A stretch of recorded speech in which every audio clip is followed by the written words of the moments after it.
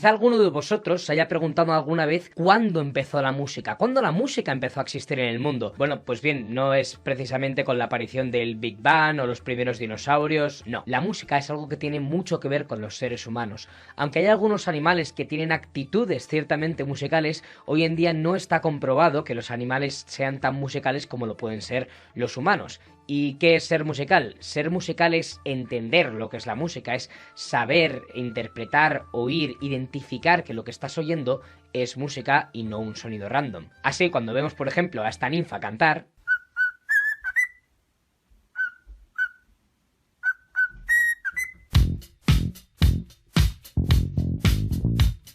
es posible que simplemente esté imitando el sonido que está oyendo y ella no sepa que está haciendo música. Así pues, la música comienza con los seres humanos en la prehistoria, al menos hasta donde sabemos. Hay más evidencias de lo que parece de la música en esa época, solo tenéis que mirar a las pinturas rupestres o investigar un poco. Tengo un vídeo en mi canal principal en el que hablo del primer instrumento prehistórico del que se tiene constancia, que es una flauta de hueso bastante rara, e irónicamente está construida siguiendo algunos sistemas musicales que utilizamos hoy en día. Os dejo el enlace en la descripción. El mundo va cambiando y con él las sociedades van evolucionando. Los egipcios fueron los primeros en definir los sonidos musicales y también tenían un montón de instrumentos raros que hoy en día no utilizamos. Pero es en la civilización griega cuando realmente damos con una persona y un hecho que nos hace avanzar un montón en la historia de la música y su desarrollo. Y es que menuda civilización. La religión, la filosofía, las matemáticas, es en estas últimas en las que nos vamos a detener. Vamos a hablar de un tipo que seguramente conozcáis por su famoso teorema, Pitágoras. Pitágoras utilizó las matemáticas para hallar los 12 sonidos que utilizamos hoy en día en la música occidental, en la que escuchamos la mayoría.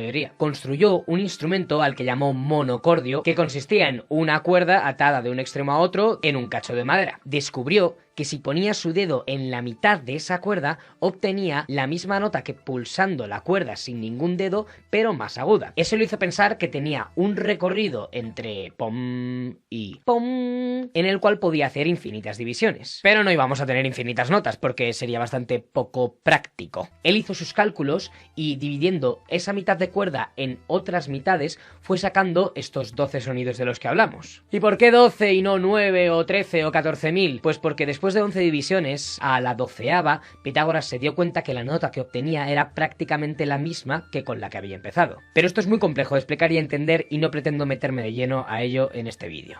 Los griegos también crearon los llamados modos. La música modal, que es la que usa esto, la podéis asociar a canciones o piezas que hayáis oído en bandas sonoras, pero irónicamente esta música es mucho más antigua de lo que son las bandas sonoras, como podéis ver.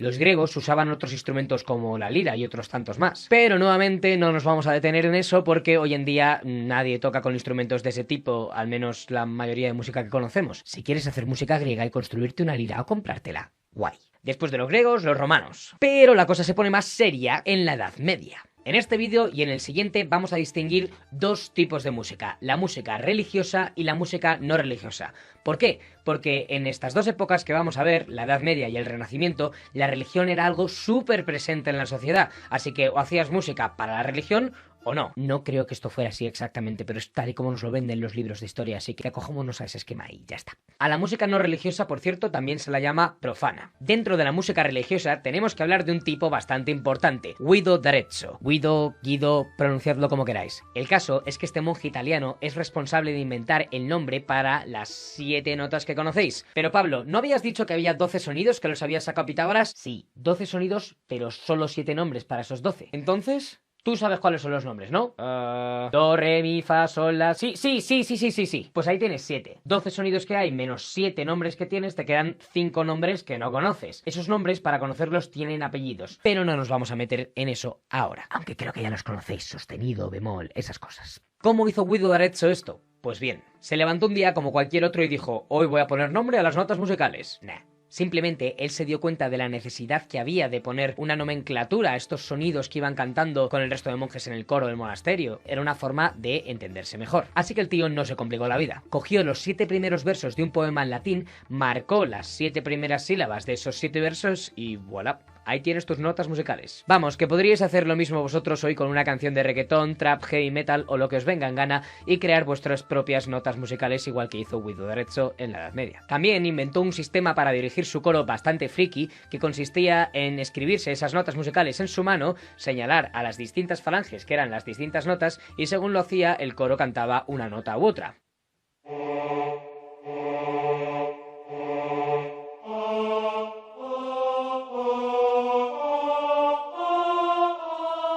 La llamada mano guidoniana.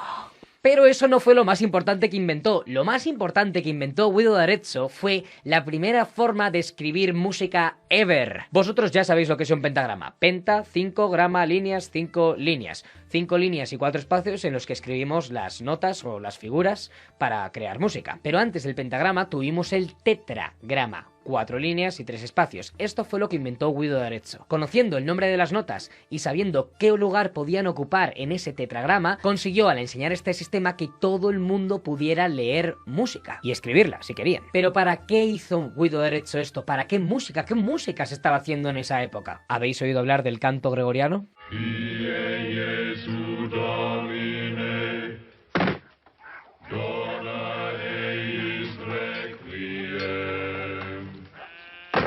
El nombre le vino de un papa llamado Gregorio, un tipo que igual no era muy humilde, pero que realizó una labor muy importante, que fue recopilar toda la música cristiana que se iba haciendo para que no se perdiera en la historia. Como habéis podido observar, se canta en latín, y solo lo cantaban hombres. Obviamente la temática de la letra es religiosa, dado que seguimos dentro de la música religiosa, y se hacía solo a capela, o sea, sí, sin instrumentos, solo con voces. Pero lo más importante es que este tipo de música era monofónica. Mono significa uno, fonía, fonos, sonido, un solo sonido. Las piezas monofónicas son todas aquellas en las que solo hay una melodía presente. Vamos, lo mismo que sucede cuando cantamos Cumpleaños Feliz, si lo afinarais. No hay ningún otro instrumento, no hay ninguna otra persona haciendo otra melodía, percusión, lo que sea, nada. Solo hay una melodía, no hay dos. Ni 3, ni 4, no tengo 4 brazos. Hoy en día la inmensa mayoría de música que escuchamos es polifónica. Es que a nada que tengas a alguien rapeando sobre una base ya tienes dos cosas, una batería y alguien cantando sobre esa base, así que ya tienes más de una cosa, con lo cual es polifonía. Pero no vamos a explicar qué es eso hasta el siguiente vídeo. Y es que obviamente el canto gregoriano es monofónico porque la música está empezando en esta época. ¿Cómo narices iba a ser si no?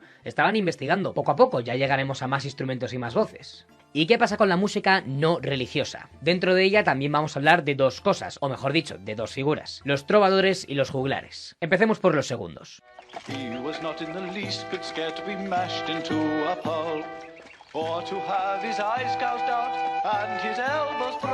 Los juglares eran músicos de origen humilde, que no sabían ni leer ni escribir, y componían canciones de temática que llegara al pueblo, normalmente de noticias del reino o de cosas de gente famosa, vamos, la prensa rosa casi. Pero una de las funciones más importantes que tenían era la de informar, y es que no había Twitter, ni periódico, ni radio, ni nada en esta época, así que si tú querías saber qué pasaba en el mundo, solo tenías que ir a la plaza a escuchar al juglar. El juglar a veces cantaba, a veces recitaba noticias o hechos y hazañas de personajes famosos, como el Cid Campeador, seguro que habéis oído hablar de él. ¿A que os suena el cantar del mío Cid? Pero eso es un documento escrito, ¿cómo narices ha podido llegar eso a nuestros días? Bueno, alguien anónimo decidió escribir todo lo que escuchaba que contaba el juglar sobre las hazañas de Rodrigo Díaz de Vivar, el Cid Campeador, héroe de España. Pero eso no era lo más habitual, simplemente os estoy poniendo un ejemplo juglaresco famoso. La otra figura de la que tenemos que hablar son los trovadores. Los trovadores no eran más que juglares con pasta, de origen noble. En vez de cantar en las plazas de los pueblos para los campesinos y los aldeanos, cantaban en la corte para doncellas, reyes y el resto de nobles. Sabían leer y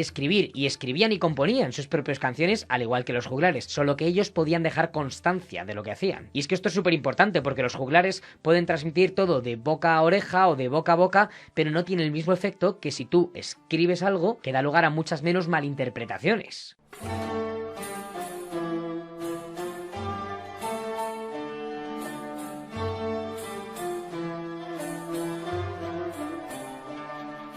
Uno de los trovadores más famosos que ha habido en la historia ha sido un rey de España que seguro que conocéis, Alfonso X el Sabio, del que os invito a que busquéis algunas canciones e información, porque su trabajo es increíble, y gracias a sus aptitudes trovadorescas, hoy en día podemos disfrutar de música de la Edad Media escrita en esa época que ha llegado hasta el siglo XXI. Alfonso X.